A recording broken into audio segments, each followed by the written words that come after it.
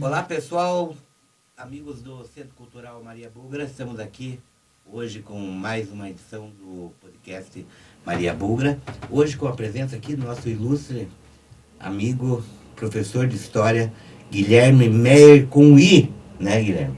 É isso aí, aqueles erros de cartorário que sempre acontece, né? O correto é com Y, mas no meu avô, acho, fizeram na hora de registrar lá, registraram com I, e agora... Porque Meyer é alemão. Isso. Então, não sei se é normal o Y nesse caso dos vikings. Não sei qual é. A maioria dos Meyers ou Meyers que eu conheço são com Y, né? Só nesse caso mesmo que acabaram colocando o I aí, mas faz parte. Como todo bom alemão, era luterano, né? Sim, né? Não me desvencilhei da igreja ainda, né? Mas já não frequento como frequentava até um tempo atrás. Tive uma participação intensa na igreja luterana. Hoje, há alguns anos, já não tenho a mesma participação. Você foi professor adjunto ali da Unicentro e formado em História na Unicentro também? Isso, sou formado em História pela Unicentro em 2004.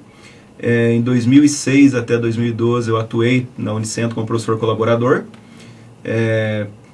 Como tinha um amigo meu que falava lá, você está aqui para colaborar, então tudo que tinha de matéria ali, sociologia, antropologia cultural, história antiga, história do Paraná, enfim, o que aparecia ali a gente tinha que dar um jeito de trabalhar com os alunos lá e fazer o melhor possível.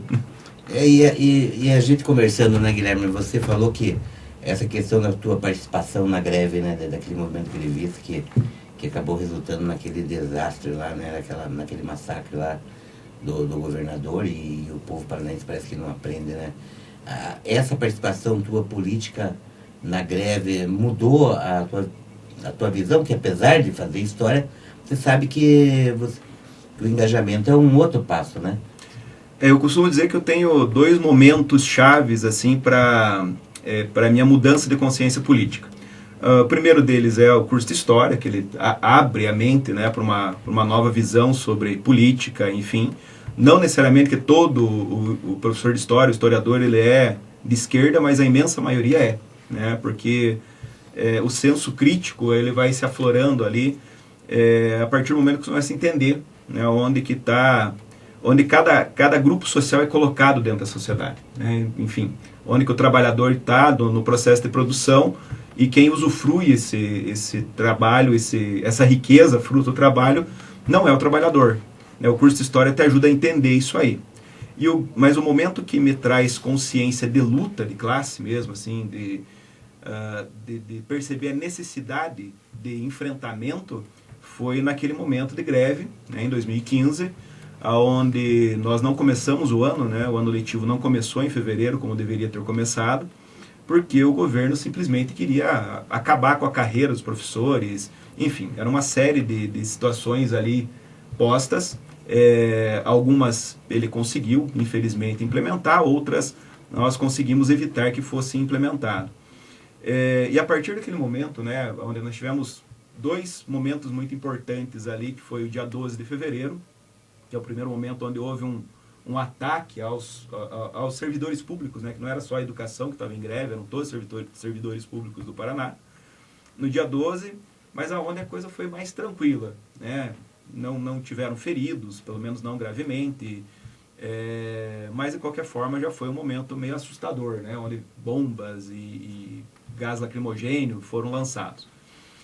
A greve continuou, né? Nós estamos falando aí do governo do Beto Richa. Beto Richa, que é o antecessor do Ratinho. O A Ratinho mesma linha ideológica. É uma sequência, né? O Ratinho era o principal secretário, né? O secretário, não lembro qual era a secretaria dele na época, mas era o principal secretário, porque era ele que comandava a maior bancada dos deputados naquele momento, né? Do PSD. Então, e o deputado Camburão era aquele o Francisquinho, que foi caçado agora, né? Isso, recentemente, né? E virou bolsonarista, né? Que tem, inclusive... Não vamos botar tapar o sol com a peneira, né? Os caras são contra a educação, são contra a educação, não adianta. Eles não querem que o povo se instrua, e daí vem essa palhaçada toda, porque a universidade é ruim, porque a universidade só fuma maconha, porque a universidade só ensina a pessoa a ser de esquerda. Mas os próprios fatos históricos, né, Guilherme, que determinam quem somos, né? Não tem como esconder o que é histórico, né? E existem controvérsias, às vezes, mas o massacre daquele, né? O Francisquini foi alguns dias antes, né, do 29 de abril, que ocorreu, foi no dia 29, não lembro exatamente, mas tem um fato curioso. Dizem que o camburão ficou mal cheiroso quando o Francisquini estava lá dentro, porque ele ficou com medo, e fontes que estiveram ali, que tinham alguma ligação com os deputados que estavam do nosso lado, né?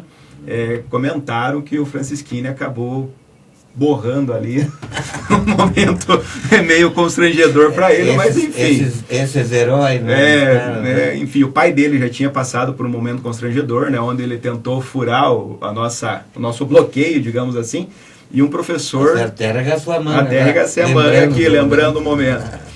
E um dos professores foi tentar impedir que ele passasse, e ele andou caindo, resvalando. Eu vi o filme do filho, eu vi o filme dele fugindo, vergonhoso, né? É vergonhoso. Covarde, né? Vamos falar a verdade. Porque eles sabem fazer aquela bravata de arma e delegado e coisa arada ali, mas quando chega na hora do enfrentamento mesmo, que eles, né, que eram o quê? Servidores públicos estavam ali. Sim. Na sua maioria, professores e professoras, principalmente, mas eram servidores públicos.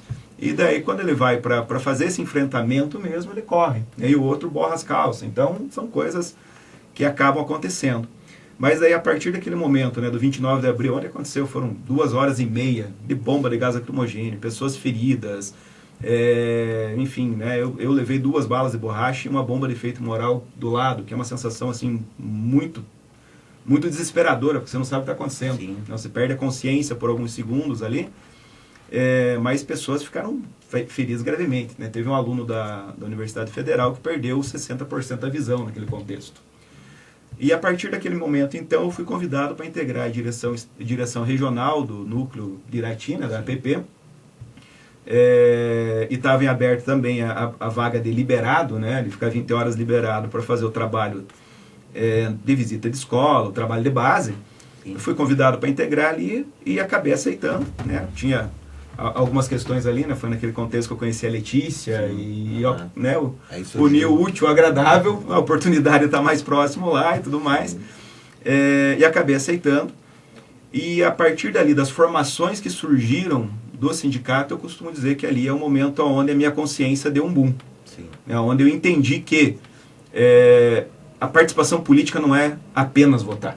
Votar é importante, nós precisamos participar nesse contexto, mas ela vai muito além. Ela vai da luta de classe mesmo, a luta pelos direitos, e tem uma situação que eu aprendi com o professor Marco Antônio, né, que infelizmente nos deixou aí um tempo, que nós devemos aprender a lutar não só pelos nossos direitos, mas principalmente pelo direito daqueles que precisam mais que nós. Essa é a essência, né? Aquelas pessoas que estão numa situação mais precária do que a nossa. Né? A partir dessa luta, aí sim, quando as pessoas tiverem condições próximas à nossa, aí nós podemos pensar numa sociedade ainda melhor para todos. Né? Mas nós temos muitas pessoas que estão à margem do básico da sobrevivência. Né?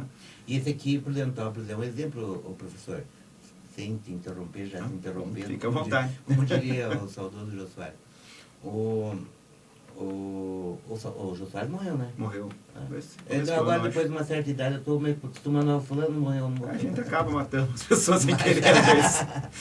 Mas, enfim, eu estava vendo o índice de Gini, né, que é esse índice que mede a desigualdade social, o melhor índice para medir a desigualdade social, e eu acabei descobrindo que Prudentópolis tem o índice Gini pior do que o do Guamiranga. Não que Guamiranga seja mais rica, mas simplesmente que a distribuição de renda. Então existe uma série de mecanismos, acho que é disso que nós estamos falando, né? Sim. Que existem pessoas que não conseguiram ainda o mínimo, muitas vezes, né?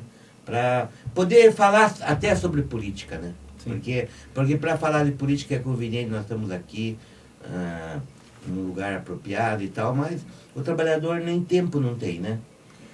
O trabalhador muitas vezes não tem tempo e não tem acesso à informação, não porque ele não queira ou não seja capaz de ser informado, é porque não dá tempo, né? O trabalho consome muitas horas e o cansaço E tanta mentira, consome. né? Agora E as pelo fake Zap, que news, né? As parece mentiras fácil, né?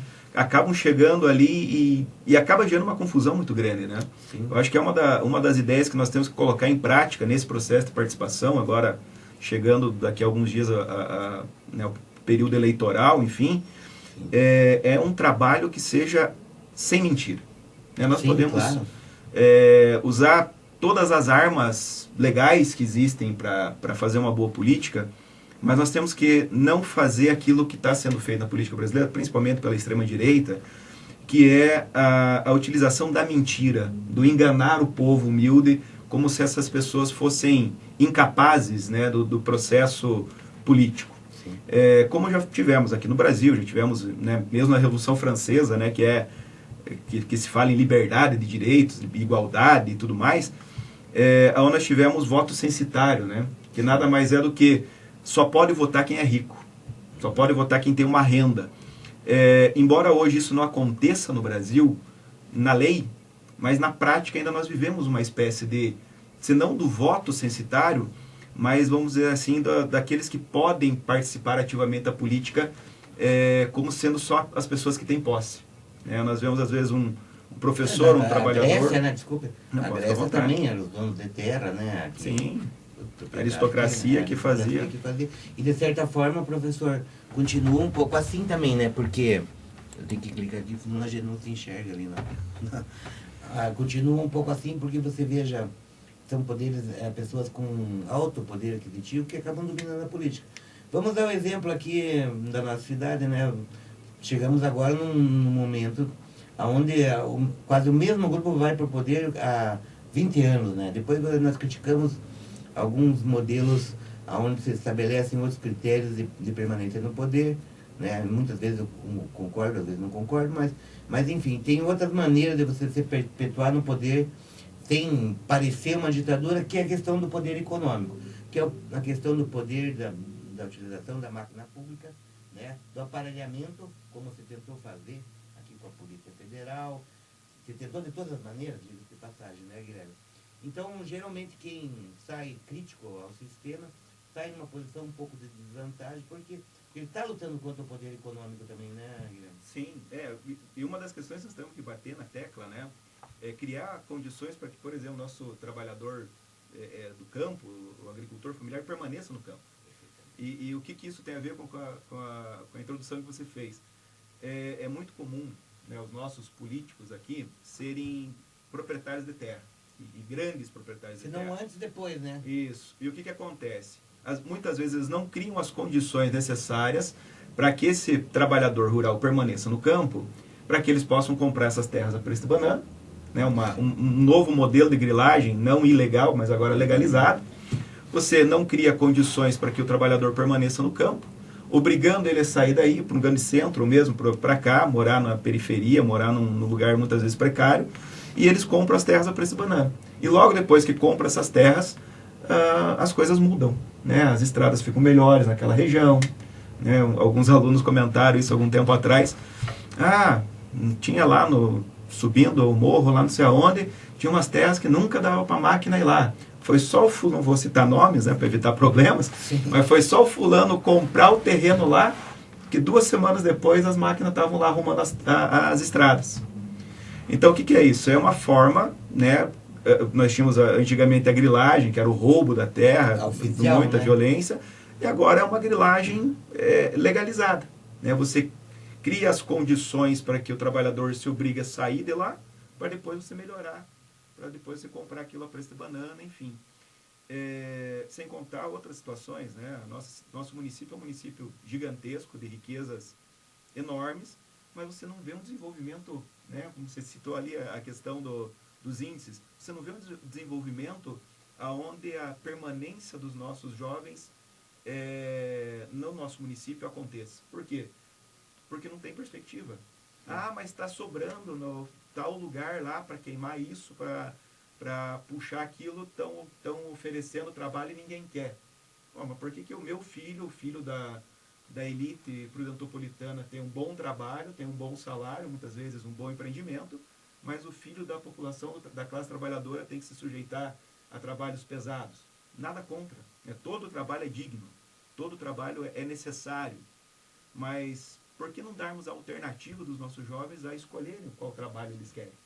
Né? Ou, se é um trabalho pesado e tudo mais, mas que tenha a valorização desse trabalho. Né? O nosso município é um município que paga muito mal o trabalhador de uma forma geral. Né? E isso é algo que nós temos que criar condições para resolver. Eu estava avaliando conversando com uma amiga minha esses dias, como é presente aqui em Prudentópolis o subemprego, né, das empregadas domésticas que não têm um salário, né, que na verdade seria agora os auxiliadores do lar. Mas assim, quem está familiarizado com a realidade das pessoas no interior, professor, você sabe o que é você puxar? Não, eu pago muito bem meus funcionários, eu pago R$120 para ele colher fumo o dia inteiro. Você sabe o que é pegar às 8 horas da manhã, 7 horas da manhã, e colher fumo com calor insuportável? Você ainda relata das pessoas que muitas delas não têm algum problema, vomitam depois que colhe, a vida dura do trabalhador rural e o quanto que ele é remunerado em troca disso. Só completando, professor, ao par e passo nós temos aí grandes exportadores de soja e outros grãos que centralizam, exportam.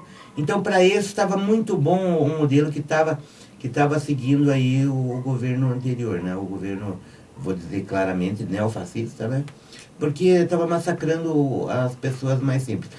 O grande problema nosso é você conscientizar esse trabalhador que eles utilizam a pátria, usam a família, usam a religião para pegar e continuar massacrando o pobre trabalhador.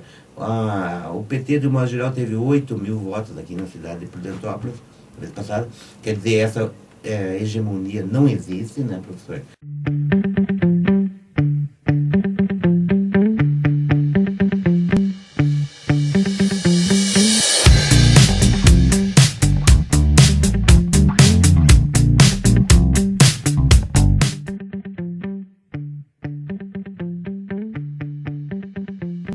Voltamos aí agora, tivemos problemas técnicos, né, professor?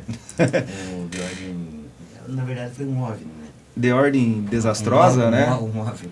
Eu, desastrado, batia nos cabos aí. Não. Isso aí. Mas nós estávamos justamente comentando sobre o papel do legislativo, né? Como o legislativo se submete, né, professor? E nós precisamos de pessoas íntegras que cheguem lá num legislativo e digam: eu posso correr o risco de não ser eleito, mas eu não vou vender, trocar a dignidade da população por causa do asfalto na frente da casa do amigo. Seu amigo não entende a política dessa maneira, né?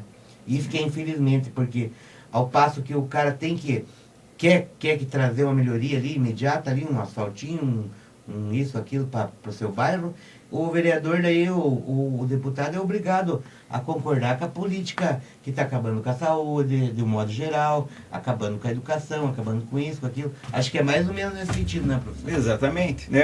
Porque eu, né, voto e votarei quantas vezes forem preciso tanto para o Tadeu Venere quanto para o doutor Antenor. Que são duas pessoas que até aqui se mostraram íntegras nesse processo.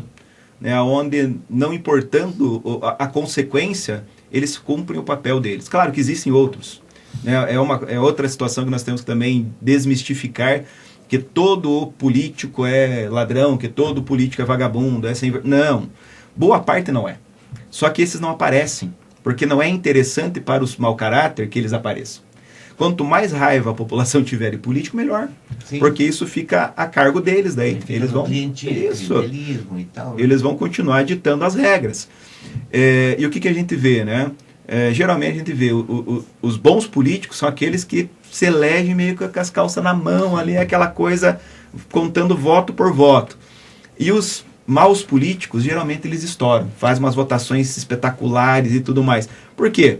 Porque a forma com que eles fazem a política é uma forma clientelista, é uma forma corrupta. Do favorzinho, né? Do favorzinho, da compra do voto. Dinheirinho, né? Vamos dizer, do dinheirinho dado, do gás. Quando me perguntam, né, na aula, os alunos perguntam sobre compra de voto, a minha resposta é sempre não aceita, porque as duas formas são corrupção, né? A corrupção passiva e a ativa. Né? A ativa é aquele que oferece, a passiva o que recebe o benefício. Mas a gente sabe que muitas vezes a pessoa está numa situação tão precária que aquele bujão de gás, aquele dinheirinho faz a diferença na vida deles, infelizmente. Né? Hoje nós estamos num processo de retomada de empregos, estamos num processo de valorização do salário mínimo, mas ainda temos muito a caminhar. Né? Então, às vezes, esse dinheiro faz um diferencial no mês da pessoa ali. Se a pessoa aceitou, que não é o correto, ela tem a consciência que ela não deve votar para aquela pessoa que comprou o voto. Por quê? Aquela pessoa já cumpriu o papel dela. O papel era pagar aquele voto. Por quê? Porque quem financiou a campanha não quer dinheiro de volta. Quem financiou a campanha quer a cadeira de vereador, a cadeira de deputado, a cadeira de senador, enfim, que aquela pessoa tá ocupando caso seja eleita. Aprovando leis como venda da Copel, aumento dos agrotóxicos aí que são proibidos no mundo inteiro e só são aceitos aqui no Brasil. Por quê? Como que isso passa? Porque grandes corporações financiam campanhas. Sim. E depois tem na mão esses políticos. Então, político que compra voto, ele não tem compromisso com o povo. Político que compra voto tem compromisso com quem financiou a sua campanha. Né? Então é isso que nós temos que entender também. Por isso odeiam os professores, né? Porque os professores têm essa consciência, né? Não que não se enganem, possamos nos enganar. Não, com certeza. Não, até o termo professor é um termo um pouco complicado, né? Aquele que professa. Né?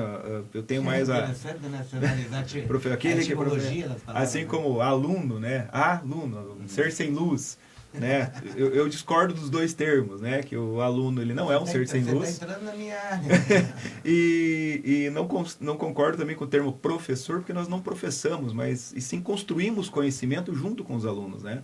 Uma das experiências mais gratificantes que eu tive até hoje foi trabalhar no CBJ aqui em Prudentópolis, com jovens e adultos. Professor, isso é muito gratificante, né? Deve ser, né? Porque você, e fazê-los entender, né, dentro daquela lógica freiriana ali, de que todo conhecimento é válido. Todo conhecimento é importante. Não só acadêmico. Não, né? Só acadêmico. Eu não vou lembrar o nome agora, o sobrenome é Salante, ele tem uma oficina de motos aqui na Visconde de Guarapuava. Ele foi meu aluno. E um dia nós conversando, época de pandemia, inclusive, e todas as aulas ele estava lá. Às vezes só estava eu e ele, eu dava aula só para ele. Mas naquele contexto, era um dia que tinha mais alunos assistindo, e eu falei para eles, viu, todo conhecimento é válido. Vamos supor, eu estou com uma moto, a moto estragou, e eu tenho que chegar em casa. Eu formado em História, eu posso ser doutor em História. Não vai adiantar eu pegar e ler o Hobsbawm ali na frente, não vai adiantar eu ler o Legoff ali na frente da moto, que a moto não vai funcionar. Eu vou ter que chamar o Salante ou um outro mecânico de moto. Conhecimento das áreas específicas. Que vai chegar ali e vai consertar a moto para eu poder ir embora. Né? Então, o conhecimento acadêmico é importante para que a gente gere consciência, mas que também nós podemos ver muitas vezes pessoas que não tiveram conhecimento, né, acadêmico com consciência. O próprio presidente da República. Sim. O Lula tem o 3º ano do ensino fundamental, né? 3º ano primário na época lá. E é uma das pessoas que eu acredito que qualquer crítica ao Lula pode ser feita, menos chamá-lo de burro ou ignorante. Sim. Eu acho que uma das questões que diz que a pessoa é ignorante é quando ela chama o Lula de ignorante. Pô, ele consegue transitar no Natal com os catadores de São Paulo, mas ele pode estar numa reunião da ONU, onde ele é reverenciado pelos principais líderes mundiais. Então, essa situação é muito interessante. Eu entendo, professor, que nós nunca deixamos de aprender e nós aprendemos muito uns com os outros, né? Porque esse diálogo, quando você cessa o diálogo, eu achei muito interessante, agora eu estava lendo aquelas cartas de Bonhoeffer, não sei se você já ouviu falar. Já ouvi falar, mas não li. Inclusive era um teólogo luterano. Né? Ah, sim. Não é que eu li todos os luteranos para falar com você, não se acha. É que chegou aquela hora que o cara não pode... Agora o cara leu só porque... Não. Viu? Mas o cara escreveu as cartas e ele foi preso pelo nazista e tal. Sim.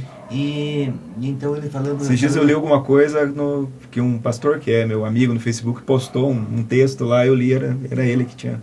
Sim, ele falava sobre a estupidez humana, e a estupidez é quando cessa o diálogo, sabe? Sim. Porque você... o que é uma pessoa estúpida? Ela pode ter estudo, às vezes. Mas se você começar a olhar tudo de um lado só, Guilherme, assim... Por exemplo, é a questão que vira aquele fanatismo de torcida. Sim. Sabe? O cara grita de lá, grita de cá e ninguém aprende nada, porque vira tudo ofensa. Sabe? O que você é ladrão, porque você... Então, quando você cria esse clima de hostilidade, de raiva, né? E isso aí prejudica muito o debate, porque o que eu posso aprender, né? Mas eu lembro ali pelos idos de 2020, 2021, eu fiz um comentário que era que saudade quando a oposição era o PSDB, que a gente podia sair depois de uma eleição, comemorar ou até mesmo sentar com o opositor e conversar sobre os efeitos da eleição, né? Coisa que, infelizmente, em 2018 acabou. Hoje em dia, ao invés de você ter um adversário político, muitas vezes você tem um inimigo político. Isso é muito ruim, é muito... E começa, né, no momento onde os políticos, e todos nós somos seres políticos de uma forma, mas enfim, começa no momento onde começa a se exaltar. Eu não sou político. Começa com o Dória, que era dentro do PSDB ali, mas enfim, eu não sou político, eu sou um gestor. Então eu não sou político, eu não tenho partido, o meu partido é o Brasil. Não, a minha pátria, a minha nação é o Brasil, mas dentro das linhas políticas que existem, tem aquelas que eu me identifico e aquelas que eu não me identifico. Né? Eu não sou filiado ao PT há tanto tempo, né? Também foi 2020, 2019, eu acho que eu me filiei ao PT.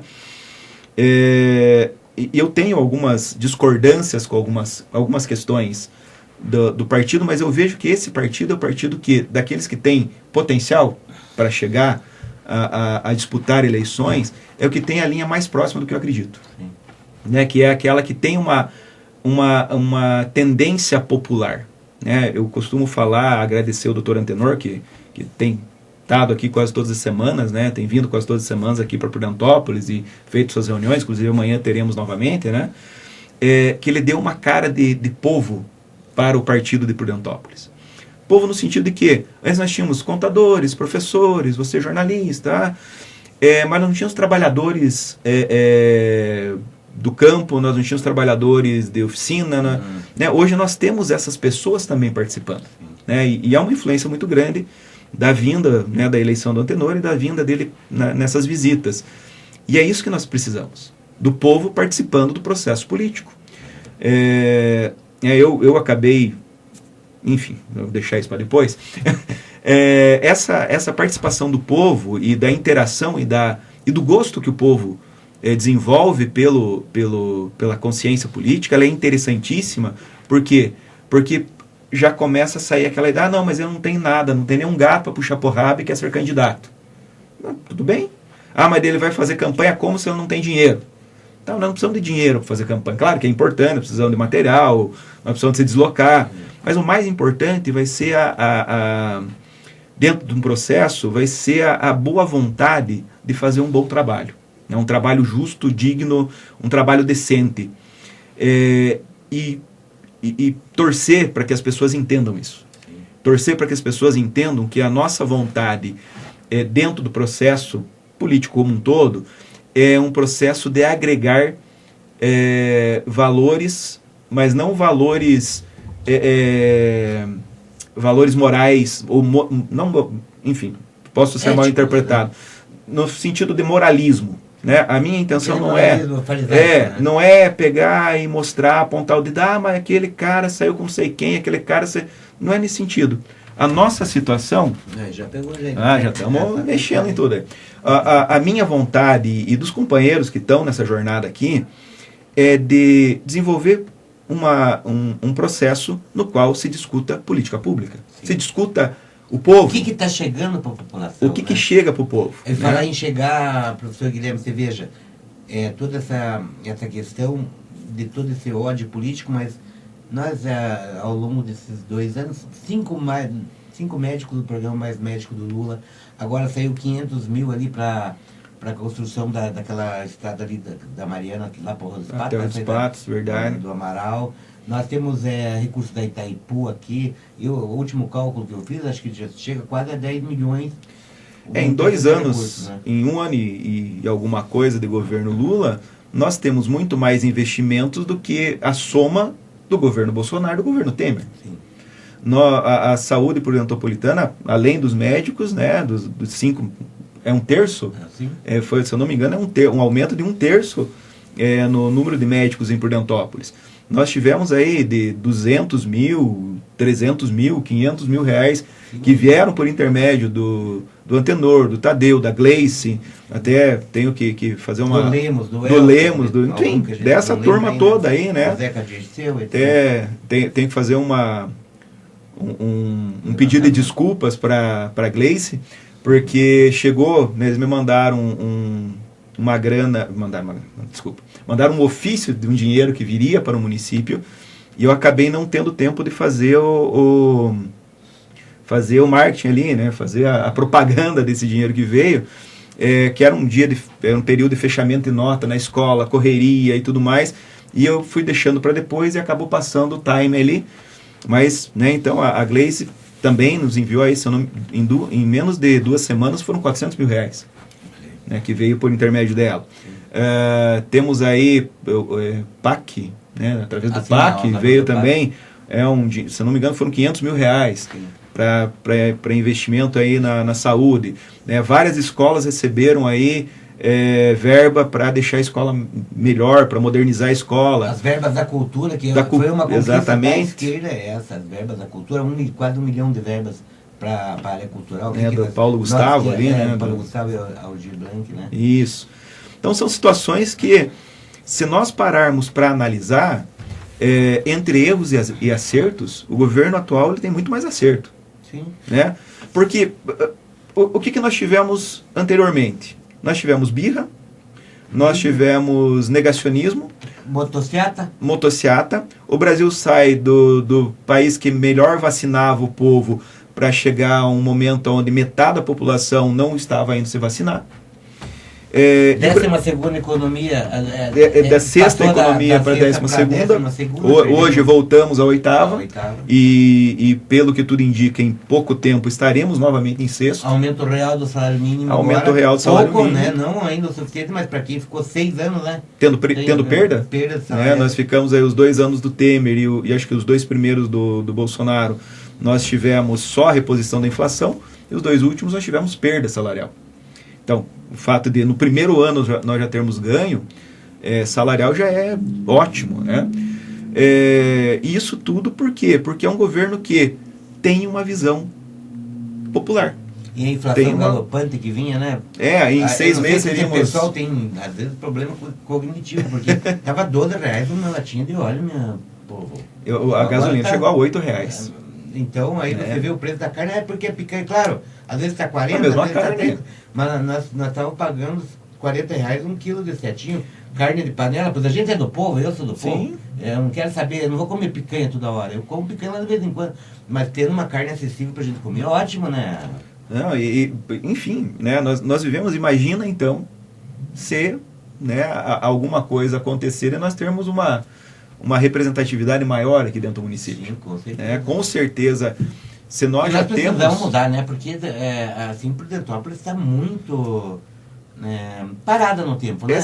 Como você falou, são 20 anos do mais do mesmo.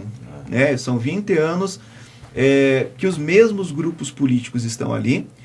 Não, mas é que agora, o período tal ali foi um outro governante... Não, mas que quando você vai ver um pouquinho da história... E aí a importância de estudarmos história, você vê que é um dissidente do grupo anterior. Sim. A história do Paraná é muito parecida com isso também, enfim, né? Mas você vê que é uma dissidência daquele grupo que assume o poder e que quando você pega as principais secretarias, inclusive são os mesmos secretários. Sim. Entra um, sai o outro. E essa mudança ela é necessária por quê?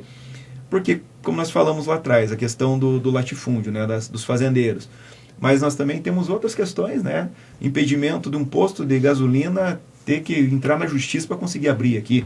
Porque Não, os... e a infraestrutura nas estradas do Sim. interior, você veja que acho que aqui quase, acho que 70% a 80% do PIB de Prudentópolis é gerado pelo interior. É no campo. E as estradas, infelizmente, né, estão em péssimo estado, né? Nós temos uma valorização mínima da agricultura familiar, né? Isso não é um problema só de Prudentópolis, mas E olha que também agora é. está vindo o recurso do Pronaf e Exatamente. Né? Que é outra coisa que a população tem que entender, que além do executivo, nós também temos que pensar no legislativo, em todos os níveis, né? Porque nós tivemos ano passado o maior plano safra da história.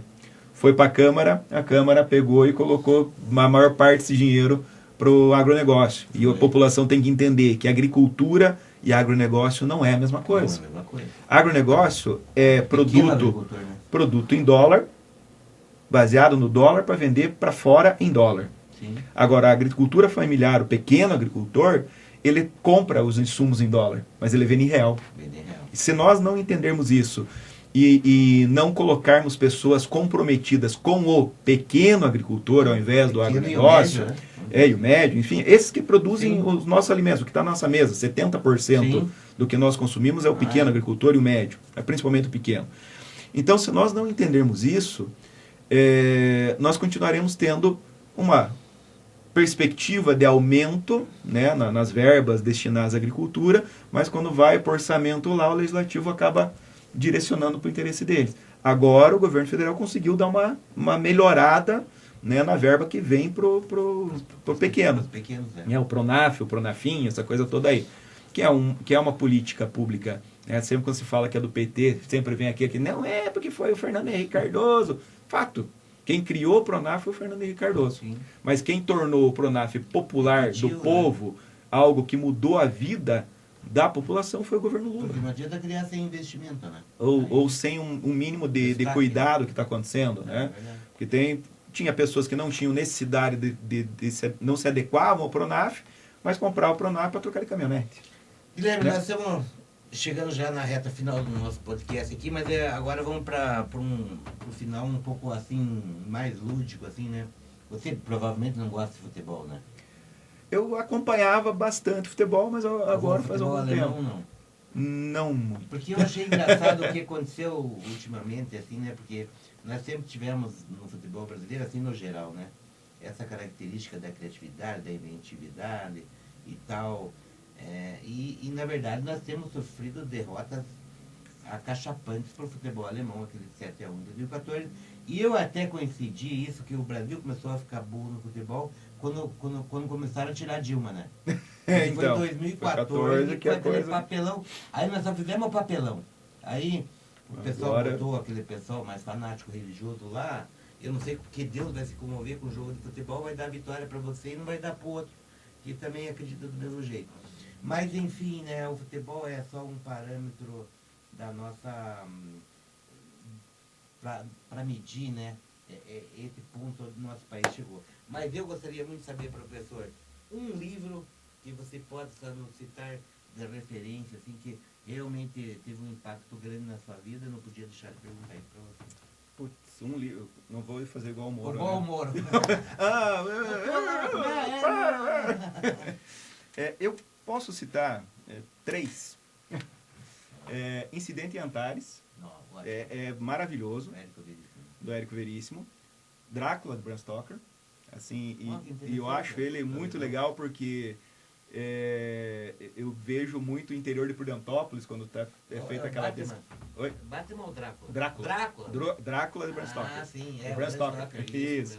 E o outro, assim, que é o meu livro de cabeceira, é o Metamorfose do Kafka. Metamorfose, eu acho assim, ele é muito bom. Né? Claro, depois... Que denunciava a burocracia, né? Sim, a burocracia, a questão de você ter que encarar uma vida, um trabalho que você não quer, que você não gosta, em nome de sustentar a família, né? Enfim. Então essa crítica é uma crítica feita até hoje, né? E que é, talvez, uma crítica que nós temos que fazer à nossa sociedade, né? Uma crítica na qual nós precisamos de uma sociedade nova, onde nosso trabalho não seja estafante, mas sim algo que nos traga realização de fato, né? Ou até vou fazer uma marcha aqui dos livros meus aí do 3/4 de Vento, que é um livro de contos que eu escrevi. E tem uma história parecida com esse, no Francisco Análise de Lindos, rapidamente. É um cara, ele recebe uma grana para... O professor recebe uma grana para fazer a crítica literária de um livro. Mas o livro é muito ruim. Tá? E ele pega o dinheiro e gasta. Entende? Aí, nesse conto, tem método da metalinguagem. Um é o cara que escreveu o livro. O outro é o personagem do livro que o cara escreveu e o outro é o professor que está lendo o livro do personagem que o cara escreveu. Entendeu? E aí o cara faz um livro porque ele odeia a literatura, então ele quer tornar a literatura insuportável. Então ele começa a descrever os mínimos detalhes, assim, de uma aula de departamentos do governo burocrático, assim. E daí o cara, como ele já gastou dinheiro, ele fica obrigado a ler aquilo, sabe? Sem nenhuma motivação a mais, sabe? Que também é uma crítica a essa questão burocrática que nos afeta. Era só marketing mesmo, professor. Eu quero fazer um quero marketing saber também. de uma música. Antes da música, eu quero falar mais um livro. Pode fazer. É A História da Caixa de Grilos, do meu amigo Mauro Mel. Olha aí. É um livro essencial para entender aquilo que eu falei hoje sobre grilagem de terra e nos ajuda também a entender, de forma metafórica, um pouquinho da história dos nossos municípios da região. Sim.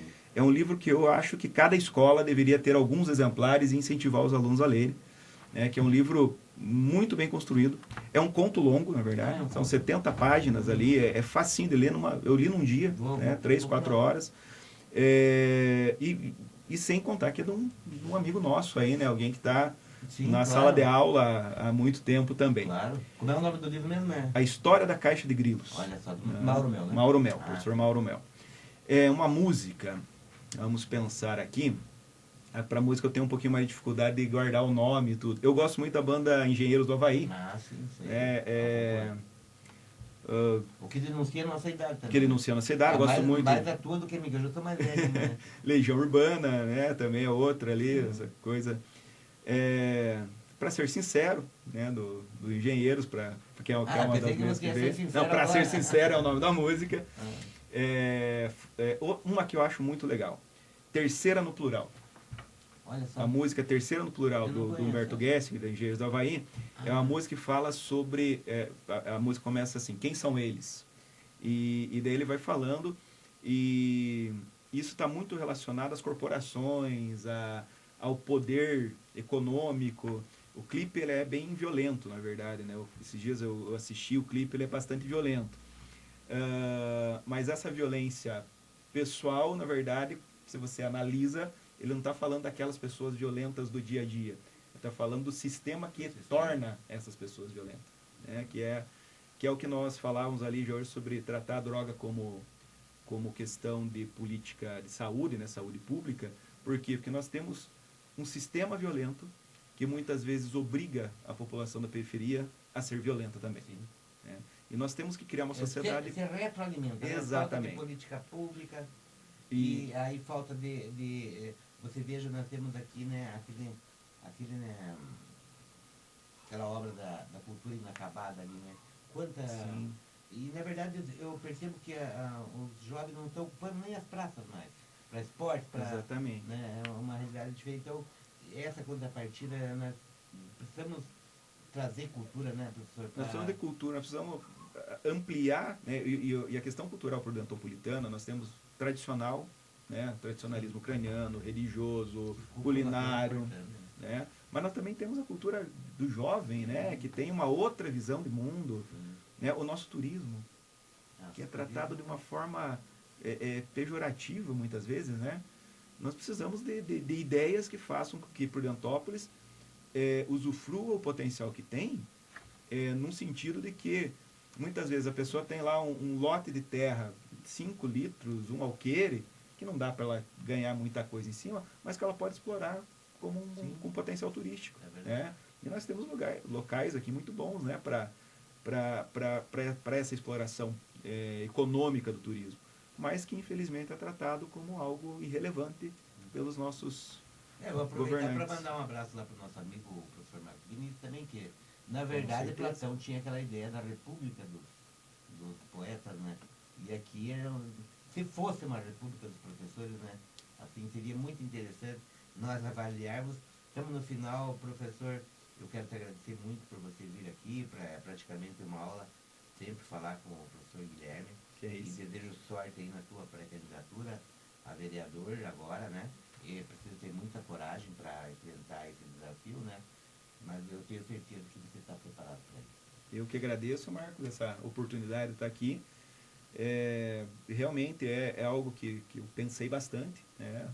Tive o apoio da Letícia, minha companheira, que me incentivou mesmo. Geralmente as esposas, elas não querem, né? Elas são contra, mas no meu caso foi o contrário. Né, essa caminhada agora, quero contar com o apoio do pessoal da educação, né? Nós vemos aí que existem outros que são da área de educação, mas só que no meu ponto de vista nós temos que pensar no compromisso, né? O compromisso partidário até mesmo, né? Eu faço parte de um partido que tanto no nível federal quanto estadual sempre estão lutando pela educação, né? Não me sentiria bem estando, por exemplo, num partido alinhado a Ratinho Júnior, ou enfim, a qualquer outro, que são pessoas que vêm num processo de destruição da educação, né? De terceirização. E é uma coisa que eu quero deixar no ar. Falar venda, né, também. De venda, privatização, né, que é o termo correto. Eles querem chegar lá. Né? E uma coisa que nós temos que ficar alerta, né? Já existem sondagens para que os municípios do Paraná adotem, e o nosso município está nessa, adotem esse modelo privatista também na rede municipal. Então, isso que eu falo, além de ser professor, tem que ter compromisso com a educação dentro desse processo, e eu assumo esse compromisso, né, ainda enquanto pré-candidato, a fazer essa discussão, a fazer esse embate e me colocar sempre a favor da educação de qualidade pública, no qual a valorização do profissional da educação, seja o agente, ou seja o professor, a professora, né, na rede municipal, é essencial, mas também a qualidade do ambiente para que esse aluno tenha condições de permanecer ali, né? Infelizmente, no nosso município, às vezes, a principal refeição do dia para muitos alunos se faz na escola, né? E nós precisamos... E a escola terceirizada é uma escola que... Um dos principais pontos, ele rompe o contrato com a agricultura familiar, e a alimentação é basicamente enlatado. Né? Então, isso é terrível. E eu vejo... Para a saúde, né? Para a saúde. Eu sempre falo assim que eu sou totalmente contrário ao Beto Richa, né? É uma pessoa que só fez mal para a educação, mas tem um projeto que tem uma influência do governo federal da época e tudo mais, mas que se tem um projeto que foi implementado no período Richa, que eu aplaudo, é o da merenda escolar. Que a partir dali nós temos uma merenda de qualidade. E na escola terceirizada isso acaba, né? Até isso acaba. Até a alimentação das crianças. Então, as escolas de Curitiba que já são terceirizadas já passam por esse problema.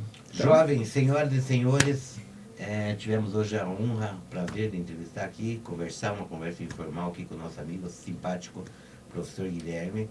E vamos estar aí, na sequência também, conversando sobre outros temas, porque é sempre um prazer, professor, ter você aqui. Muito obrigado. Eu que agradeço. Valeu. Valeu.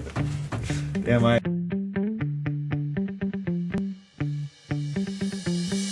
Essa é a função do executivo. Sim. Né? Também não vou citar nomes, mas alguns anos atrás eu estive, quando eu estava à frente da... Peraí, estou vendo o que está acontecendo aqui. Um celular, bateria, alguma coisa aqui. Isso aí faz parte do processo. Da coisa aí. Eu vou dando prosseguimento aí. Aqui. Pode continuar falando aí. No terceiro mandato, e ele não tinha a menor ideia de qual é a função de um membro do Legislativo Municipal. Sim. Metido que ia fazer esse asfalto, porque o cascalhamento lá na localidade que deu os votos dele não ia sair, então ele não podia ser contra o prefeito, porque ele prometeu coisas que não aconteceriam caso ele fosse contra. Mas o que é isso? Ele está errado, a função dele não é essa. Sim, a função dele é legislar, é fiscalizar o governo. O prefeito, e se o prefeito não está fazendo, ele tem que denunciar. Ele está fazendo uma coisa particular para ele se beneficiar de uma coisa, e o resto do povo... Ele está sentando em cima da função dele e vendendo a sua função em troca de votos que virão depois. E o que a maioria das vezes acontece, o legislativo se submete ao executivo, né? E nós temos uma correia de transmissão ali, né? O que o executivo decidiu e o povo que se dane, né? Se ele votou errado, e aí nós precisamos prestar atenção, né, Guilherme?